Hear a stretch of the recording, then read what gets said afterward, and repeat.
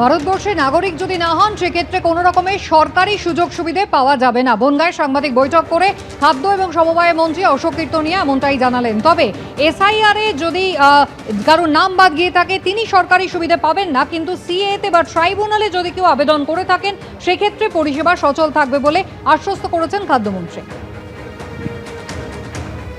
সম্মানীয় মুখ্যমন্ত্রী শুভেন্দু অধিকারী আমাদের ক্যাবিনেট মিটিং হয়েছিল, সেই মিটিংয়ে বলেছিলেন যারা এসআইআর ডিলিটেড হয়ে গিয়েছে কিন্তু কন্ডিশন হচ্ছে যারা ট্রাইব্যুনালে আছেন এবং সর্বোপরি যারা সর্বহারা উদ্বাস্তু মতুয়া সম্প্রদায়ের মানুষ যারা আছেন তাদের কোনো সুযোগ সুবিধা থেকে বঞ্চিত করা হবে না।